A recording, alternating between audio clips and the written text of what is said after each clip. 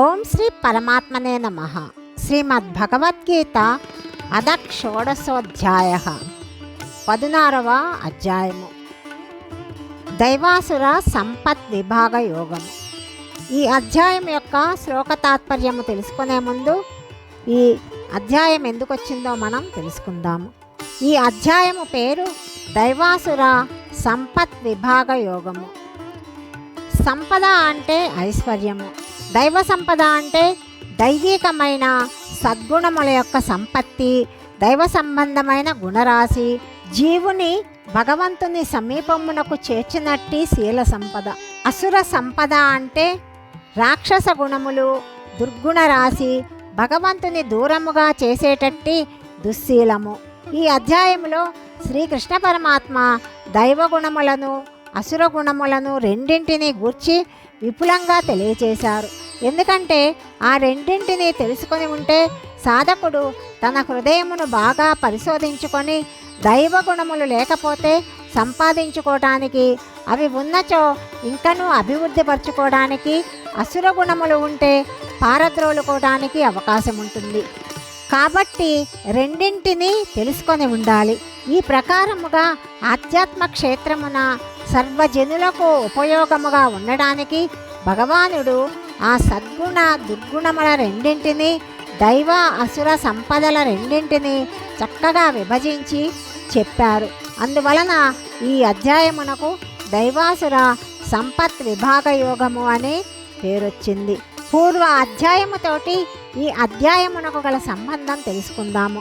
ఇది వరలో 7వ అధ్యాయమునందలి 15వ శ్లోకములో నమాం దుష్కృతినో మూఢాహ అనుదాని అందున, 9వ అధ్యాయములోని 11, 12వ శ్లోకములలో అవజానంతి మామూఢాహ మోఘాస మోఘకర్మాణు అను వాని యందు భగవానుడు తన్ను గూర్చి చింతింపని వారును అసుర గుణముల కలవారి గురించి చెప్పారు. మరలా వెంటనే 9వ అధ్యాయమందలి 13, 14 శ్లోకములలో మహాత్మానస్తు మాం పార్థ సతతం కీర్తయంతో మామను వానియందు కూడా తన్ను భజించు సత్పురుషులను గూర్చి పలికారు. ఇవన్నీ విన్నవారికి సహజముగానే దైవీ లక్షణములను గూర్చి అసురిక లక్షణములను గూర్చి విపులంగా తెలుసుకోవాలనే కుతూహలము కలుగుతుంది. కాబట్టి వానిని వివరంగా తెల్పాలి అనుకుని భగవానుడి అధ్యాయాన్ని ప్రారంభిస్తున్నారు. ఇంకా క్రిందటి అధ్యాయంలో చెప్పబడిన పురుషోత్తమ ప్రాప్తి కోసము సద్గుణాలని అవలంబించటము, దుర్గుణాలని త్యాగము చేయటము ఎంతో అవసరములై ఉన్నాయి. ఈ కారణమున అట్టి భగవంతుని ప్రాప్తికి ఏ సద్గుణములను స్వీకరించాలో, ఏ దుర్గుణములను త్యజించాలో ముముక్షువునకు చక్కగా తెలియచేయవలసి ఉన్నది. కాబట్టి అట్టి శీల సంబంధ విజ్ఞానము అతనికి లభించ చెయ్యడానికై ఈ ప్రకారమైన బోధనలతో కూడిన ఈ అధ్యాయమును ప్రారంభించబడిందని చెప్పవచ్చు. గ్రాహ్యములైన దైవ గుణములు, త్యాజ్యములైన అసుర గుణముల రెండింటినీ అక్కడ చెప్పదలిచిన వారై శ్రీ భగవానుడు మొట్టమొదట దైవ గుణములను పేర్కొంటూ ఉన్నాడు. ఇక ఈ అధ్యాయం యొక్క శ్లోక తాత్పర్యమును తెలుసుకుందాము.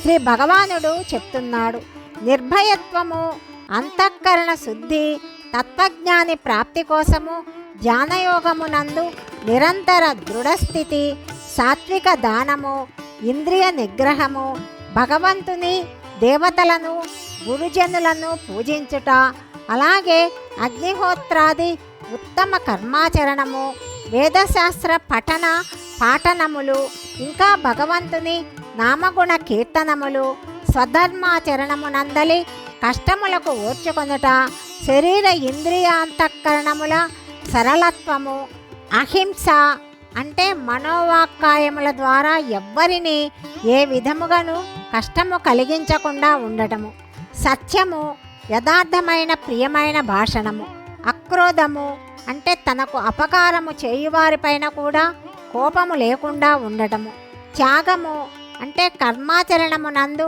కర్తృత్వ అభిమానమును త్యజించటము, శాంతి అంటే చిత్త చాంచల్యము లేకుండా ఉండటము, అపైసునము అంటే ఎవరిని నిందించకుండా ఉండటము, దయ అంటే అన్ని ప్రాణుల ఎడల నిర్హేతుక కృప, అలోలుప్తము అంటే ఇంద్రియ విషయ సంయోగము ఉన్న వాటిపై ఆసక్తి లేకుండా ఉండటము. మార్ధవము అంటే కోమలత్వము. శాస్త్ర విరుద్ధ కార్యాచరణమునకు వెనుకాడుట అంటే సిగ్గుపడుట. అచాపలము, అచాపలం అంటే వ్యర్థశ్రేష్టలు చేయకుండా ఉండుట. ఓ అర్జున, తేజస్సు, క్షమ, ధైర్యము, శౌచము అంటే బాహ్య శుద్ధి, అద్రోహము, ఎవ్వరిపైనను శత్రుభావము లేకుండటము, అమానిత్వము అంటే తాను పూజ్యుడను అను అభిమానము లేకుండా ఉండటము మొదలైనవి అన్నీ కూడా దైవీ సంపద కలవారి లక్షణములు. ఓ పార్థ, దంభము అంటే కపటము, దర్పము అంటే మొండితనము, అభిమానము, క్రోధము, పారుష్యము అంటే మాటల యందున చేష్టల యందున కఠినత్వము, అజ్ఞానము మొదలగునవి అసురీ స్వభావము గలవారి లక్షణములు. ఓ అర్జున, దైవీ సంపద ముక్తిదాయకము, అసురీ సంపద బంధహేతువు. నీవు దైవీ సంపదతో పుట్టినవాడవు కాబట్టి శోకింపకము. ఓ అర్జున, ఈ లోకమున ఉన్న మానవులు రెండు విధములుగా ఉంటారు. దైవ లక్షణములు కలవారు కొందరు, అసుర లక్షణములు కలవారు మరికొందరు. దైవ లక్షణములు విస్తృతముగా చెప్పబడ్డాయి. ఇప్పుడు అసుర లక్షణములు కలవారిని గురించి వివరంగా చెప్తాను వినుము. ఆసుర స్వభావము కలవారు ప్రవృత్తి నివృత్తులను అంటే కర్తవ్యములను ఎరుగరు. కాబట్టి వారిలో బాహ్యాభ్యంతర శుచిత్వము కానీ, శ్రేష్టమైన ప్రవర్తన కానీ, సత్యభాషణము కానీ ఉండవు. ఈ జగత్తుకు ఆధారమైనది ఏదియూ లేదనియు, ఇది అసత్యమనియు, భగవంతుడనడివాడు లేనే లేడనియు, కామప్రేరితులైన స్త్రీ పురుషుల సంయోగము కారణమున జీవులు సహజముగానే పుట్టుచున్నారనియు, కాబట్టి సృష్టికి కామము తప్ప వేరొక కారణమే లేదనియు అసుర లక్షణములు గలవారు భావిస్తూ ఉంటారు. అసంబద్ధమైన ఇట్టి మిథ్యావాదము చేయు భౌతికవాదులు ఆత్మను గూర్చి తలంపరు, ఆత్మ యొక్క అస్తిత్వము విశ్వసింపరు. వారు మందబుద్ధులు, వారు అందరికీ అపకారము చేయు క్రూరులు. వారి శక్తి సామర్థ్యములు ప్రపంచ వినాశనానికే వినియోగపడుతూ ఉంటాయి. దంభము, దురభిమానము, మదముతో కూడిన ఈ అసుర లక్షణములు కలవారు యుక్తాయుక్తములను మరిచి తమ వాంఛలను ఏదో విధముగా తీర్చుకోవటానికి సిద్ధపడతారు. అజ్ఞాన కారణముగా మిథ్యా సిద్ధాంతములను ఆశ్రయిస్తారు. శాస్త్ర విరుద్ధముగా భ్రష్టాచారులై ప్రవర్తిస్తారు. మరణించినంత వరకు వారు అంతులేని చింతనతోనే మునిగిపోతూ ఉంటారు. విషయభోగానుభవములయందే తత్పరులై అదే నిజమైన సుఖమని అనుకుంటారు. వారు ఆశాపాశ పరంపరలచే ఎల్లప్పుడూ బంధించబడి ఉంటారు. కామక్రోధ పరాయణులై ప్రవర్తిస్తారు. విషయభోగముల నిమిత్తమై అన్యాయ మార్గముల ద్వారా ధనార్జనకు పాల్పడతారు. నేను ఎంతో పురుషార్థిని కాబట్టి ఈ అభీష్ట వస్తువులను పొందాను. ఇంకను నా మనోరథములనన్నింటినీ సాధించుకోగలను. ఇప్పటికే నా వద్ద ఎంతో ధనమున్నది, మున్ముందు ఇంకా కూడా ఎంతో ధనమును సంపాదించగలను అని వారు అనుకుంటూ ఉంటారు. నేను ఈ శత్రువును వధించాను, ఇతర శత్రువులను కూడా వధింపగలను. నేనే సర్వాధిపతిని, సమస్త సుఖభోగములను అనుభవించగలవాడిని నేనే. సిద్ధులన్నీ నా గుప్పెటే ఉన్నాయి. నేనే గొప్ప బలవంతుడను, నేనే గొప్ప ధనవంతుడను, మిక్కిలి పరివారము ఉన్నవాడిని. నాతో సమానుడు మరి ఒకడు లేడు. నేను యజ్ఞములను చెయ్యగలను, దానములు ఇవ్వగలను, యథేచ్ఛగా వినోదించగలను. అలా అనుకుంటూ అనేక విధములుగా అజ్ఞాన మోహితులై చిత్రభ్రమణమునకు లోనై మోహజాలమునందు చిక్కుకొని అసుర లక్షణములు కలవారు విషయభోగములయందే ఎంతో ఆసక్తులై ఘోర నరకములయందు పడిపోతుంటారు.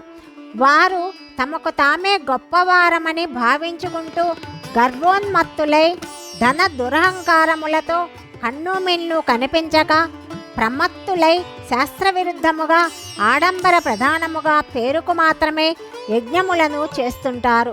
అహంకారము, బలము, దర్పము, కామము, క్రోధములకు వశులై ఇతరులను నిందిస్తూ తన శరీరములయందు ఇతర శరీరములయందు అంతర్యామిగా ఉన్న నన్ను ద్వేషిస్తూ ఉంటారు. ఈ విధముగా ఇతరులను ద్వేషిస్తూ పాపాత్ములను క్రూరులైన నరాధములను మాటిమాటికిని ఈ సంసారమునందు ఆసురీ యోనులలోనే నేను పడవేస్తూ ఉంటాను. ఓ అర్జున, ఈ ఆసురీ ప్రకృతి గల మూఢులు నన్ను పొందకయే ప్రతి జన్మయందు ఆసురీ యోనులయందే పుడతారు. చివరికి అంతకంటే హీనమైన గతిని పొందుతారు. అంటే ఘోరమైన నరకములయందు పడిపోతారు. కామక్రోధ లోభములు అను ఈ మూడును నరకద్వారములు. అవి ఆత్మనాశమునకు కారణములు. అంటే మనుజుని అధోగతి పాలు చేసేవి. కాబట్టి ఈ మూడింటిని త్యజింపాలి. ఓ అర్జున, ఈ మూడు నరకద్వారముల నుండి బయటపడిన వాడు శుభకర్మలనే ఆచరిస్తాడు. అందువలన పరమగతిని పొందుతాడు. అంటే అతను నన్నే పొందుతాడు. శాస్త్రవిధిని త్యజించి యథేచ్ఛగా ప్రవర్తించువాడు సిద్ధిని పొందలేడు. వానికి ఇహపర లోకసుఖములు లభించవు, పరమగతి కూడా ప్రాప్తించదు. కర్తవ్యములను నిర్ణయించుటకు శాస్త్రమే ప్రమాణము. కాబట్టి శాస్త్రోక్త కర్మలను గూర్చి బాగా తెలుసుకొని అట్టి కర్మలను ఆచరింపుము. 16వ అధ్యాయము సమాప్తము. ఓం తత్సత్యది శ్రీమద్భగవద్గీతాసుపనిషత్ బ్రహ్మ విద్యాయాం యోగశాస్త్రే శ్రీకృష్ణ అర్జున సంవాదే దైవాసుర సంపద్విభాగ యోగో నామ షోడశోధ్యాయః. సర్వం శ్రీకృష్ణార్పణమస్తు.